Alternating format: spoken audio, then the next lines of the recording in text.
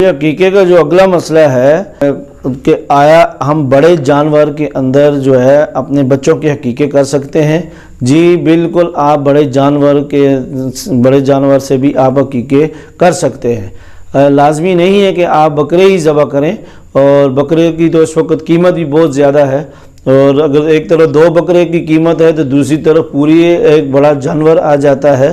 تو آپ جو آپ کو آسانی ہو، بکرے ویسے بہتر ہیں۔ اگر اللہ جل جلالہ نے آپ کو گنجائش دی ہے تو آپ بکرے ذبح کریں۔ اگر اتنی گنجائش ہے کہ آپ بڑا جانور لے کر اپنے بچوں کی طرف سے عقیقے کی سنت ادا کر سکتے ہیں تو پھر آپ بڑا جانور لے لیں۔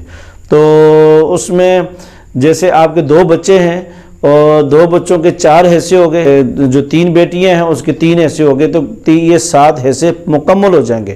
ہاں، اگر آپ کے 4 بیٹے ہیں، 3 بیٹیاں ہیں، تو ایسے بھی ایک حصے کے ساتھ بھی 7 کے 7 حصے پورے ہو سکتے ہیں، اتنے بچوں ہر بچے کی طرف سے 1 حصے کے حساب سے۔ تو آپ ایسے بھی کر سکتے ہیں، جیسے ہم نے آپ کو پہلے ویڈیو میں یہ بتایا تھا کہ اگر آپ کی گنجائش نہیں ہے بیٹے کی طرف سے تو 2 کی جگہ پہ آپ 1 کر لیں۔ اگر گنجائش ہے تو 2 کریں، بہتر تو یہی ہے۔ اگر نہیں ہے تو 1 کر سکتے ہیں۔ تو یہ تو صدقہ ہے، صدقے کے اندر آتا ہے۔ تو آپ پورا جانور آپ جو اپنے بچوں کی طرف سے عقیقے میں ذبح کر سکتے ہیں۔